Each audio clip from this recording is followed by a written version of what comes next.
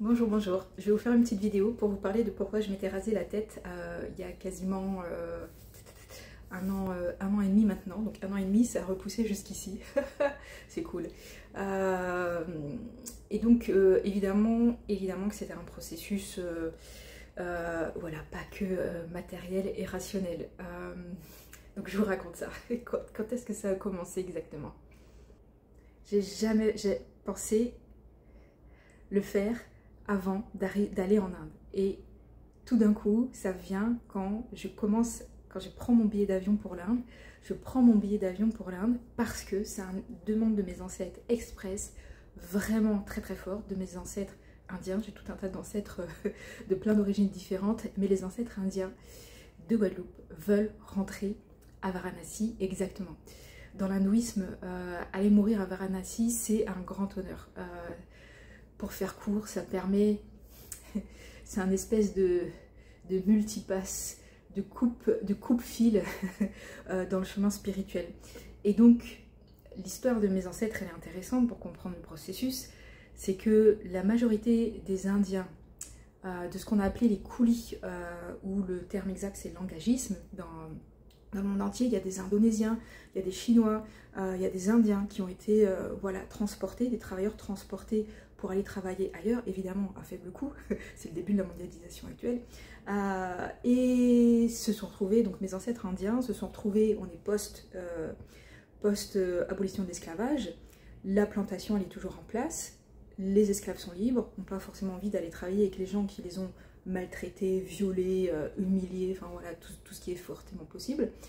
Mais voilà, les colons, eux, ils n'ont pas bougé, les gens qui ont les plantations, ils n'ont pas changé de mentalité, rien n'a trop changé. Et donc, les Indiens, ils vont arriver dans cette situation-là, à dormir là où dormaient les esclaves auparavant, les situations de travail quasiment similaires. Et surtout, ce qui est très important pour comprendre le chemin biblique, c'est une interdiction de sortir de la plantation. Ce qui fait que, donc, ils reçoivent un salaire, mais ils doivent acheter à manger. Ils doivent acheter à manger, et donc ils sont obligés d'acheter à manger à la personne qui a la plantation, donc à leur patron, qui leur vend la nourriture extrêmement chère. Alors ils vont développer des jardins, ils vont développer tout un tas de processus de résilience, mais dans la majorité des cas, ils vont se retrouver endettés auprès de leurs propriétaires. Ce qui fait qu'ils ne vont pas pouvoir partir. Donc dans la majorité des cas, c'était des contrats de 5 ans, au bout desquels ils pouvaient repartir tranquillement en Inde. C'était pour voilà, faire de l'argent pendant un petit moment. Et beaucoup, alors certains ont réussi à rentrer, mais beaucoup se seront retrouvés, et c'est le cas de mes ancêtres, se sont retrouvés coincés en Inde, et avec un grand sentiment de s'être fait vraiment tuer. Il faut savoir aussi que l'engagisme, il va être arrêté pour tout un tas de raisons, certainement géopolitiques aussi de l'époque, parce qu'il y avait l'autorisation de la Grande-Bretagne qui détenait, je ne sais pas comment le dire, qui gouvernait les Indes à l'époque pour autoriser les Français à venir chercher des travailleurs indiens. Et au bout d'un moment, les Anglais ont arrêté ça. Alors certainement qu'il y a diverses raisons, pas forcément dites de manière officielle, mais la raison officielle c'est qu'il y a trop de morts. Les travailleurs indiens sont trop maltraités. Donc on arrête voilà, d'autoriser les contrats parce que ce qui se fait n'est pas forcément juste. Donc il y a une histoire particulière des travailleurs indiens dans les espaces coloniaux français de cette époque-là. Donc mes ancêtres indiens, je suis désolée pour l'histoire, mais pour la comprendre, je suis obligée de vous expliquer tout ça pour comprendre c'est quoi le cheminement. Donc mes ancêtres indiens se retrouvent bloqués ici, avec énormément de culpabilité, parce que c'est une pensée patriarcale, et donc le poids du patriarcat qui est totalement responsable de sa famille, qui a fait ce choix-là, qui au final est un très mauvais choix, voilà, et qui n'impacte pas forcément que la personne qui a fait le choix, mais toute la famille, avec toutes les atrocités qui ont pu être vécues voilà, dans les plantations, parce que il n'y a pas eu de travail de déconstruction de la pensée esclavagiste, donc elle a perduré, et d'une certaine manière, elle perdure sous d'autres formes à jour d'aujourd'hui aussi dans le monde du travail, surtout à l'échelle internationale, avec les inégalités salariales. Voilà. Et donc, cette histoire-là, donc moi, quand je sens un appel à aller en Inde, et ça me dit, là, au niveau intuitif, ce que je comprends, c'est qu'il faut que j'aille mourir, mais il faut aussi que j'aille pour mes ancêtres indiens. C'est comme si moi, en allant là-bas, c'est comme si je les ramenais, moi, symboliquement, il y a la notion de me laisser mourir, mais il y a cette notion-là aussi de les laisser rentrer en Inde pour mourir en fait, d'une certaine manière. Donc c'était très bizarre comme, comme demande, mais je l'ai fait. Donc voilà, je vous passe les étapes. Donc j'ai fait un rituel, j'ai cherché un swami pour me faire la cérémonie en lui expliquant un petit peu la chose. Il faut savoir qu'en Inde, 95% des gens que j'ai rencontrés savent qu'il y a une diaspora aux Antilles indiennes, alors qu'en France, souvent les gens ne savent pas. Je suis tout le temps obligée de faire une explication et de faire un petit cours d'histoire pour expliquer pourquoi le Colombo et pourquoi le Madras en Martinique et en Guadeloupe. Et donc, je fais ces rituels-là, etc.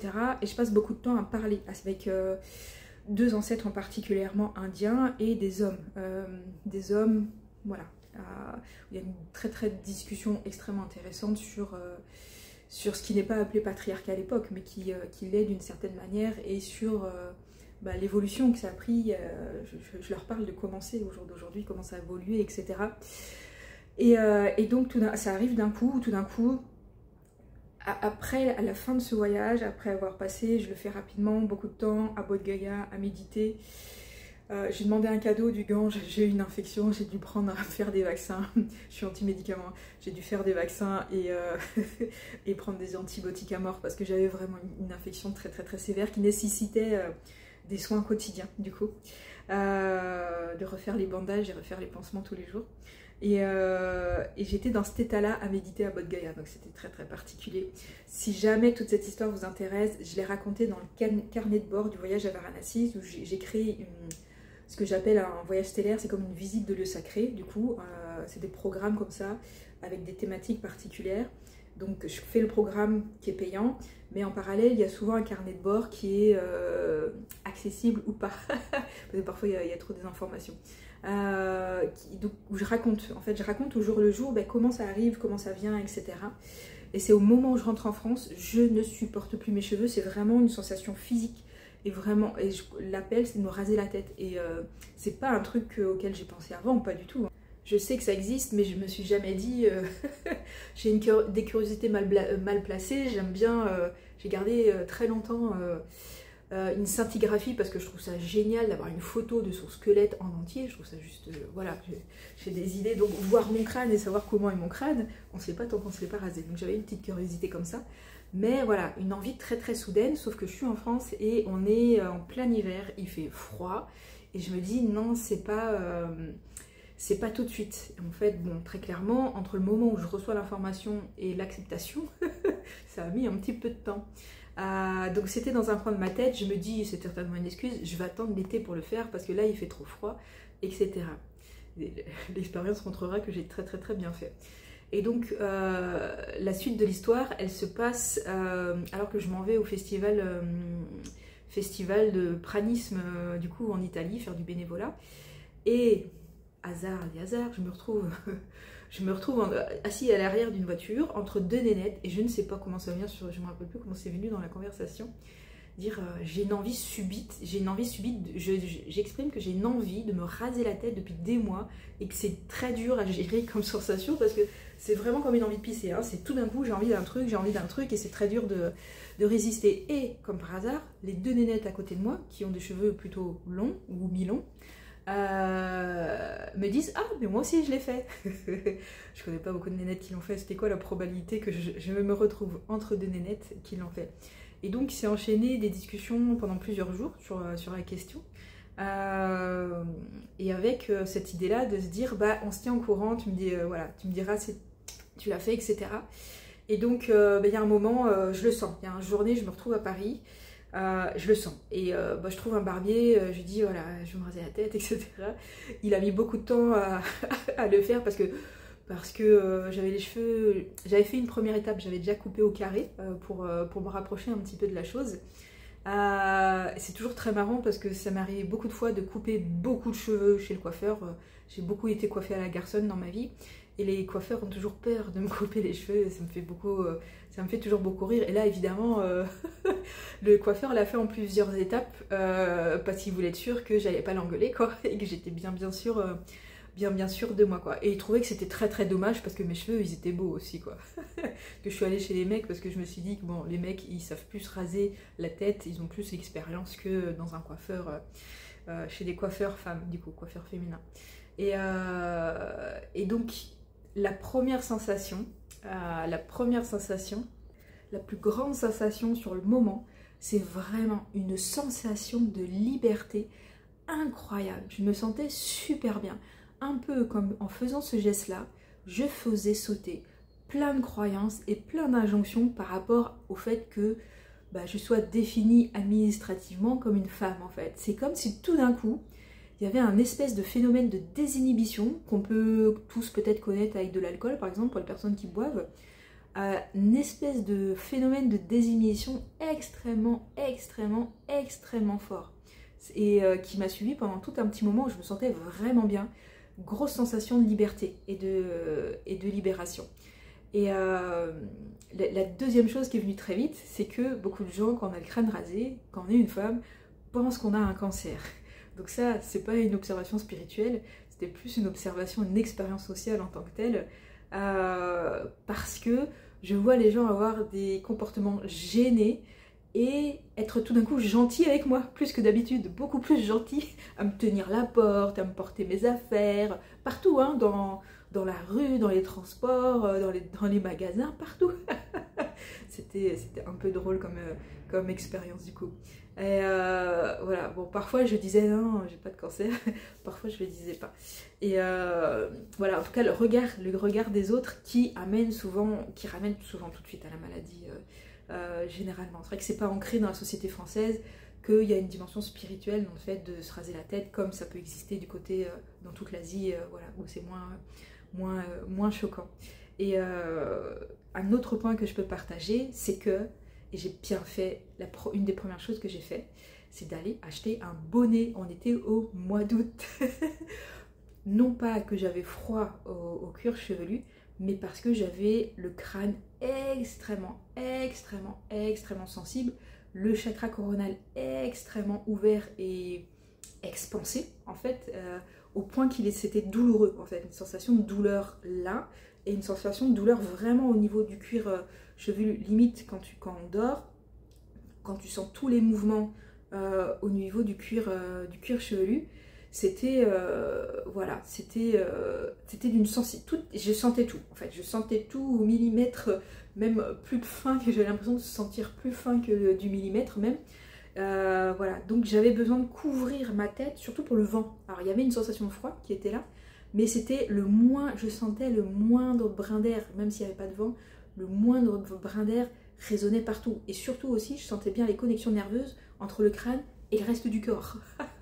Très impressionnant, notamment que ça descend dans le dos en fait. Donc surtout besoin de couvrir ma tête pour dormir parce que impossible, trop de sensibilité, le contact avec l'oreiller et surtout quand on bouge la nuit, voilà, beaucoup trop de sensations.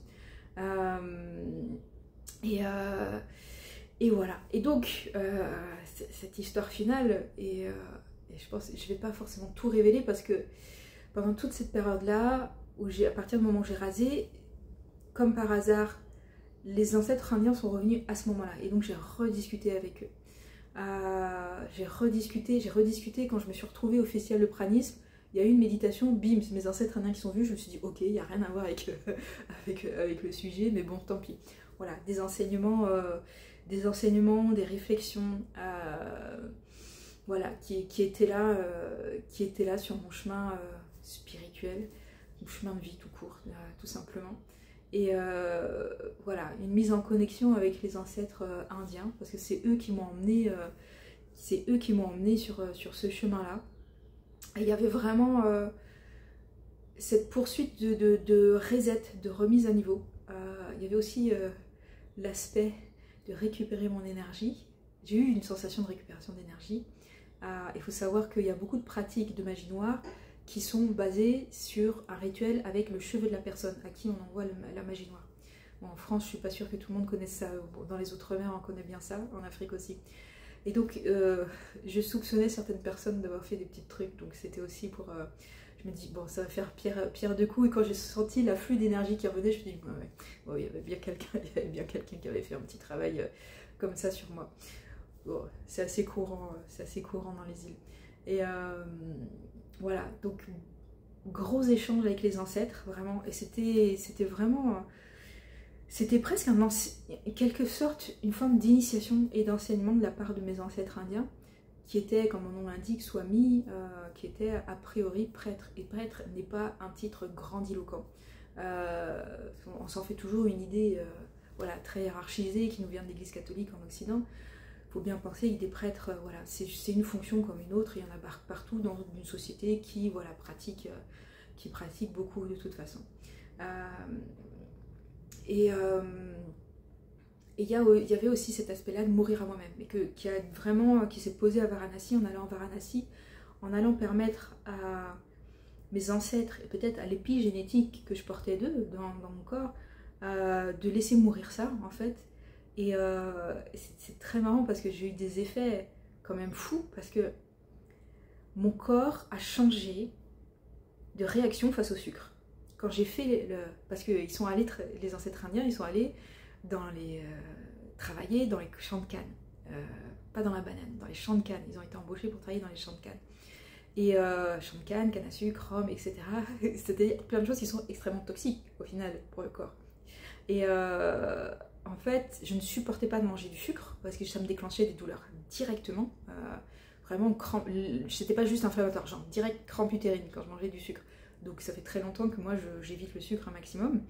Et après ce passage-là, tout d'un coup, je sais pas, genre un moment je craque, je veux me faire plaisir, je mange des ladous, puis je me dis tiens, c'est bizarre, mon corps ne réagit pas au sucre.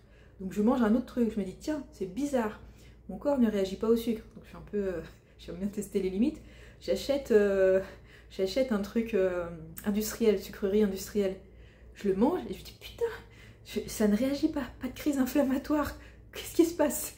C'est très impressionnant. Tout d'un coup, mon corps se met à réagir différemment par rapport au sucre et par rapport à l'histoire où ces gens se sont retrouvés piégés à cause du travail dans les champs de canne. C'était très très intéressant comme effet concret, matériel, direct. Donc il y avait cet aspect de mourir à soi-même, donc voilà, qui a eu ces petits effets qui étaient là. Laisser l'épigénétique, il y a eu aussi des choses, c'est comme si je portais une nostalgie en moi qui ne m'appartenait pas. Notamment, c'était très clair par rapport au jacaranda. Jacaranda, ce sont des arbres qui font des fleurs violettes qui sentent super bon. J'adore, l'odeur est incroyable. Quand l'arbre est en fleurs, tu sens l'odeur autour. Voilà. Les gens à La Réunion connaissent bien. En France, voilà, c'est généralement moins connu. Et en fait, je me retrouvais, dès que je sentais l'odeur des jacaranda, avec une nostalgie profonde. Je me dis, mais je sais pas d'où ça vient. Et j'ai pris le temps de chercher. Est-ce que j'ai croisé dans ma petite enfance des jacarandas? Pourquoi j'ai la nostalgie des jacarandas?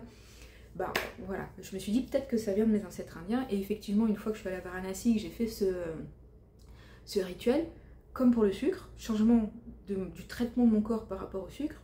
Ça paraît fou, hein, c'est un médecin, ça paraît complètement fou. Et je ne peux pas manger de sucre avant, tout d'un coup je peux manger du sucre. Et bon, je le fais pas beaucoup, mais évidemment ça reste pas forcément super sain pour le corps. Hein. Et du coup, pareil, cette nostalgie que j'ai par rapport au jacaranda, par rapport à l'idée de rentrer en Inde, tout un tas de sensations, ça a disparu d'un coup. J'ai fait ce rituel pour aller en Inde, ça a disparu d'un coup, vraiment. Je ne l'ai plus, j'ai recroisé des jacarandas, j'étais à La Réunion il y a quelques mois, et à l'île Maurice aussi il y a des jacarandas, je n'ai plus la nostalgie des jacarandas, j'aime toujours leur odeur, mais je n'ai plus la charge émotionnelle énorme que j'avais juste avant. Voilà. Donc, voilà, c'est tout un cheminement. Il y a eu exactement 9 mois entre le moment où je suis allée à Varanasi et le moment où je me suis coupé la tête. Et évidemment, je m'en suis pas, c'était pas conscient. C'est tout d'un coup quand je me suis rasé la tête. C'est après coup je me suis dit ah mais tiens, ça fait 9 mois. Ça fait 9 mois. Voilà, c'était de décembre à août. Voilà. J'ai certainement oublié des choses parce que ça fait 1 an et demi maintenant que j'ai fait cette expérience de me raser la tête. Pendant tout le temps où ça poussait, je me suis beaucoup massé la tête en permanence. J'ai eu besoin de me masser. Et ça, c'est voilà, les nénettes qui s'étaient aussi rasé la tête qui m'avaient donné ce tips-là. Et alors, je me suis dit, mais comment ça se fait qu'il y a cette sensibilité-là extrême? il y a une des filles qui avait senti ça, l'autre un peu, mais pas autant. Et du coup, j'ai posé la question à tous les mecs que j'ai croisés, est-ce que tu t'es déjà rasé la tête? C'est comment quand on se rase la tête? Est-ce que tu as une hypersensibilité du cuir chevelu? Ils m'ont tous dit non. Alors je ne sais pas, peut-être que je me suis dit, mais comment ça se fait? Est-ce qu'il y a une manque de sensibilité? Est-ce qu'on n'a pas le même cuir chevelu, les hommes et les femmes? Mais je pense qu'il n'y a pas de différence. Est-ce que les hommes ont un déficit de sensibilité généralisé? Question, je ne sais pas. Est-ce que je suis tombée sur des mecs qui n'est pas sensibles? Est-ce que plus on se crase le crâne, plus on le désensibilise? Voilà, et j'ai posé la question à des mecs dans le spirituel, donc voilà, qui devraient pouvoir sentir le lien avec le chakra coronal. Moi, j'ai senti une ouverture du chakra coronal, c'était douloureux, c'était presque pas agréable comme truc. Voilà, mais je pense que j'étais pas assez préparée. Heureusement que j'avais croisé ces deux nénettes qui m'ont parlé de leur expérience, etc. Qui m'a permis très clairement de passer le pas. Je ne les aurais pas rencontrés, je pense pas que j'aurais eu cette folie, cette folie, parce que bon, faut aller chercher un petit peu dans son courage quand même, d'une certaine manière. Dans tous les cas, c'était une super expérience. D'un point de vue pratique, j'avais les cheveux extrêmement secs et vraiment, vraiment, vraiment très abîmés. Et c'était très intéressant de faire un reset. Voilà, j'ai plus ce problème-là. C'était fourchu, même en faisant tous les masques de la Terre, ils étaient en mauvais état. Donc voilà, ça leur a fait du bien. Comme quand, voilà, je suis pas forcément pour la taille généralisée des arbres, mais tailler un arbre de temps en temps, ça peut être cool. Voilà, je pense que je vous ai tout dit. J'oublie certainement des choses. Voilà, comme je disais, c'était il y a un petit moment. En tout cas, voilà, c'était pas quelque chose qui s'est fait d'un coup. C'était vraiment un processus. C'était vraiment un processus de travail personnel, donc de mourir à soi, de lâcher une histoire profonde, transgénérationnelle et d'épigénétique, voilà, qui m'a emmenée sur deux lieux spirituels les plus forts du monde. Le temple de Shiva à Varanasi, c'est plus fort énergétiquement que les pyramides d'Égypte, ou que n'importe quel temple en Égypte, voilà. Alors, est-ce que c'est parce que j'ai une histoire personnelle avec ou pas? Je pense que ça va au-delà. Ça va au-delà de mon histoire personnelle avec l'hindouisme, parce que c'est un lieu qui est actif énergétiquement depuis des millénaires. Alors, le centre énergétique, on ne peut pas y accéder parce qu'il y a une mosquée qui est fermée, parce qu'il y a encore toujours des tensions entre hindous et musulmans en Inde, et donc la mosquée est fermée, et que le hotspot énergétique, moi je vois, il est plus du côté de la mosquée. Donc on n'est même pas sur le point fort, le plus gros point fort énergétique, mais on est quand même dans cet espace énergétique qui est très fort à Varanasi. Et donc le Shiva Lingam principal du temple de Shiva, c'est une dinguerie, allez-y. Allez-y, une fois dans votre vie, vous allez voir, c'est très très addictif. Après, il y a toujours du monde, hein. On est en Inde, c'est un des endroits les plus vénérés d'Inde, donc préparez-vous à faire la queue, bien qu'on soit privilégié en tant qu'étranger, et préparez-vous à ne pas forcément pouvoir rester très très très très très longtemps à cet endroit-là. Voilà. Voilà, je pense que je réfléchis, est-ce que je vous ai tout partagé? Ouais, je regrette pas du tout l'expérience. Je sais, est-ce que j'avais vraiment le choix de ne pas couper les cheveux? J'ai eu l'impression que c'était vraiment, ça devait être fait, voilà, comme je disais, de toute façon, d'un point de vue concret matériel, mes cheveux étaient en mauvais point. Donc voilà, j'ai retrouvé une chevelure souple et bleue, non, je rigole. Et voilà, je le referai encore. C'était une très très grande richesse, les échanges avec les ancêtres. Et ça paraît fou de se dire, de suivre ce type d'intuition qui dit va là parce qu'il faut que tu ailles mourir, et va faire ça parce qu'il faut que tu te rases la tête. Parce que souvent, moi, j'ai pas le tenant, j'ai pas les explications, hein, j'ai souvent des pulsions et des petites phrases comme ça qui me disent faut que tu ailles là. Et j'ai pas les explications rationnelles, j'ai appris à faire confiance, même si ça paraît complètement fou. Donc c'était un peu comme sauter à l'élastique, hein, du coup, au final. Je garde les discussions que j'ai eues avec mes ancêtres hindous, hommes, et sur le patriarcat, sur ce que certains hommes font avec les femmes et les enfants, parce que c'est mon histoire, j'ai vécu l'inceste. j'ai eu des discussions très profondes et très intéressantes avec ses ancêtres hommes, du coup. Et c'était touchant aussi de se rendre compte à quel point le patriarcat, il est aussi mauvais pour les hommes, du coup. À quel point il fait peser beaucoup trop de choses et à quel point, en fait, d'une certaine manière, il abîme nos relations à tous, en fait, d'une certaine manière. Voilà. Je pense que j'ai tout dit. Il y a eu pas mal de digressions dans cette vidéo-là, mais le fait de m'être rasé les cheveux, ça incluait tout ça. Il y avait tout ce paquet. Donc c'était sur plusieurs mois, avec toutes ces ramifications, tous ces embranchements-là. Je suis contente de l'avoir fait, je suis fière de l'avoir fait. J'ai parfois envie de le refaire, je sais pas, on verra. En tout cas, la coupe à la garçonne très très rasée m'a beaucoup plu. Ça m'a fait travailler tout le questionnement de genre et tout ce qu'on impose aux femmes. Du coup, pendant toute la période où j'ai les cheveux courts et rasés, je me suis réhabillée quand je m'habillais à l'adolescence, c'est-à-dire de manière beaucoup plus à la garçonne. Vraiment en cherchant qu'est-ce que mon corps, vraiment, il a envie de porter. Et puis comme je suis en voyage aussi non-stop depuis 4 ans maintenant, c'est aussi vraiment privilégier le confort. Hein.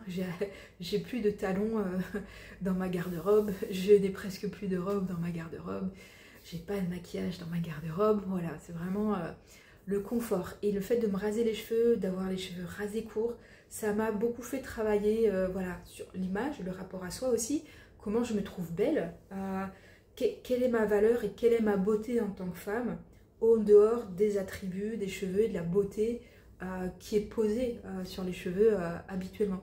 Donc c'était un travail très intéressant, et retourner un petit peu la tête en fait au final. Voilà, très intéressant dans les sensations. Donc le transgénérationnel, c'était une histoire claire de transgénérationnel. Hein. Les sensations incroyables au niveau du cuir chevelu, vraiment. Le regard d'autrui, apprivoiser le regard d'autrui, se détacher du regard d'autrui et se détacher de tous les conditionnements. Et pourtant, Dieu sait que je me sens plutôt avancée sur cette question-là, mais vraiment, j'ai passé à une autre étape en termes de déconditionnement de qu'est-ce que je suis censée être, comment je suis censée me comporter en tant que femme. Je ne suis pas là pour être gentille, douce et mignonne. Mais ça, bon, voilà. Si vous suivez mes vidéos, vous savez certainement déjà. Voilà.